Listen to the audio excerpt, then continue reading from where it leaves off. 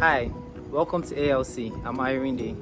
In this video, I'll be talking about the fluids we have in cars, or the liquids we have in cars. We have different types of liquids and they all have different functions and different uses with different properties as well. This video will just be a summary, so if you want to learn more about that particular liquid or this fluid, you have to see my specific video about them.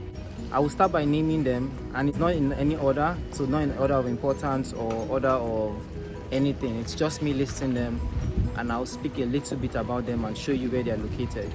So let's get to this. So this is the windshield washer fluid.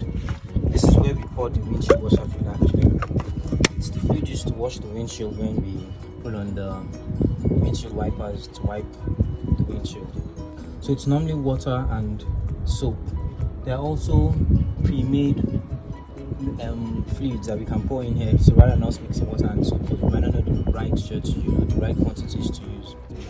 When using water to mix your soap for your windshield washer, please use distilled water, because normal water from the tap could have impurities, and these impurities can clog the spray nozzles.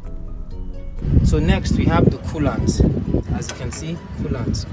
It's the liquid that goes around the radiator and the engine through the water jacket to cool the engine. Most people use water in their radiator, but you're supposed to use coolant. As you can see, it's okay. The color is not really showing here, but let me take us to the side. On the side, it's red.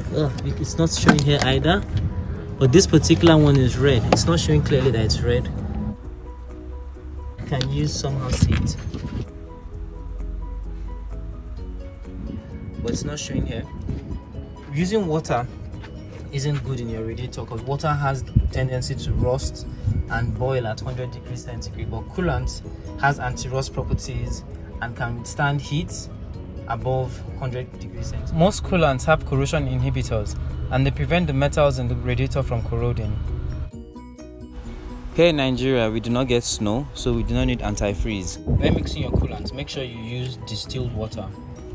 Don't just put water from your tap, because water from your tap could contain impurities that could clog and damage things inside the engine, because it's not pure. The coolant comes in different colors, so do not mix the green with the orange or the orange with the pink. Do not mix them up. Use the same one. Don't mix them up, because the color sometimes could just be a dye. It could be the same chemical in different colors, but please try and stick to using the same color or reading your bottle to know the contents are the same, so that you don't have chemical reactions in your radiator or your engine. That's like the second fluid now.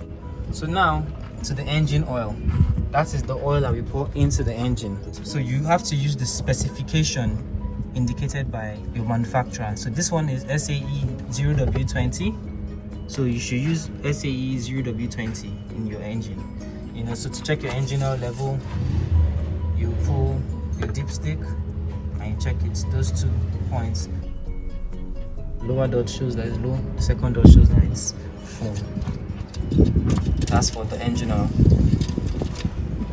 It's up to the discretion of the owner to use fully synthetic oil, semi-synthetic oil, or conventional engine oil in their car, as long as you use the right specification, the 0W20. I doubt there's conventional 0W20, but just in case someone makes that for you, it's up to you to use. So what the engine oil does is that it lubricates the engine parts and prevents the metals from making contact with each other. In the cylinders, the pistons, as they're all moving, the engine oil acts as a film, protecting friction from taking place between all those parts, so that they don't wear out in time and all. Because it helps wash the engine, it helps transfer heat from. So make sure you use the right engine oil for your car, and service when recommended. Using the wrong engine oil in your car is very bad, and it reduces the engine lifespan. Take for instance, you're supposed to use 0W20 in this car, and some mechanics, or should I say most mechanics in Nigeria, will use 20W50. This is too heavy for the engine, and it stresses the engine, reducing the lifespan. Failure to change your engine oil when it's due results in sludge as well as damage to the engine, because with time the engine oil loses its properties, the lubricating properties, the cleaning properties and all, and without those properties it can't protect the engine like it's supposed to. Then we move to the transmission fluid, or the gearbox fluid. Here we have transmission fluid because it's an automatic car. So you pull this out to check the level So I'm using one hand, so it's going to be a bit tasking. So you see the level of transmission fluid. So you have to find the specification for your transmission oil as well, because if you use the wrong specification, you're going to damage your transmission. There was a time Nigerian mechanics did not know that they had to use CVT oil in the transmission of the Nissan Murano and Infiniti FX. Instead, they were using the normal automatic transmission oil, and this was damaging the transmission in the Murano and FX, giving both cars a very bad name. Different cars have different intervals with which you service your transmission fluid. So please make sure you get the right specification and you find out your service intervals from your manufacturer. So that's 1, 2, 3. So the next fluid we have is your brake fluid.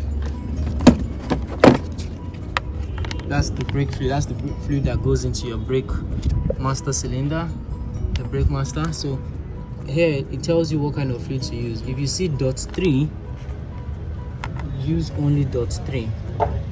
Don't use .4 in a car that tells you to use .3. And if you see .4, use .4 in a car that tells you .4. I hope you can see clearly .3. Okay, this one says use .3 or .4. So you're allowed to use .3 or .4. Some will tell you only .3, use only .3. Some will tell you use .4, use only .4. So always obey all these things because they are very important. The manufacturers that made these things know what they are saying. That's for the brake fluid.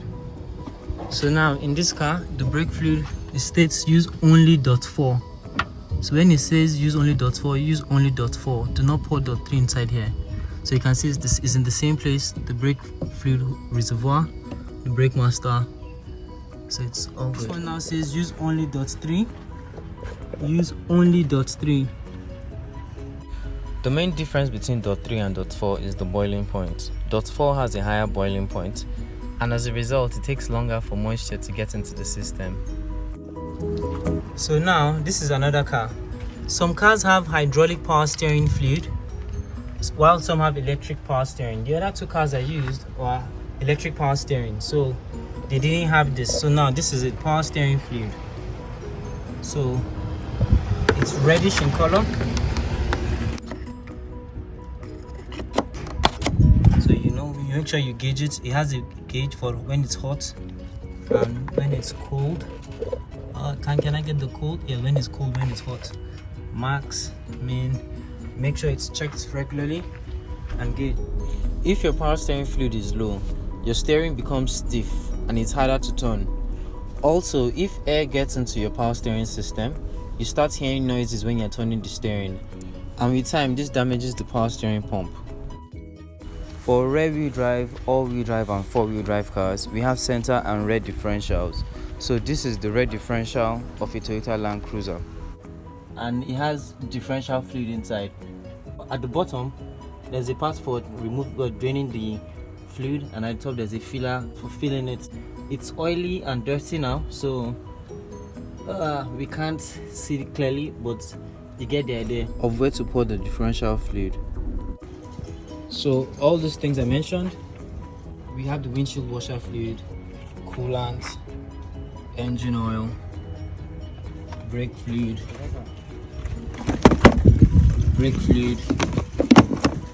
transmission fluid, as well as your differential fluid. All need to be serviced or replaced at specific intervals. If you don't know these intervals, please consult your specialist. Feel free to consult me, reach out to me, and I'll gladly be of help to let you know what fluid specifications are right for your car and how often they should be replaced. Also, remember that failure to replace these parts and usage of the wrong specification could cost you so much more. So that was a quick summary of the fluids and liquids we have in our cars. So much more car related videos to come. Please subscribe to my YouTube channel, Ayo Loves Cars. Get your friends, get your family members to subscribe. I look forward to a lot of amazing car videos to come your way very soon. Thank you. See you in the next video.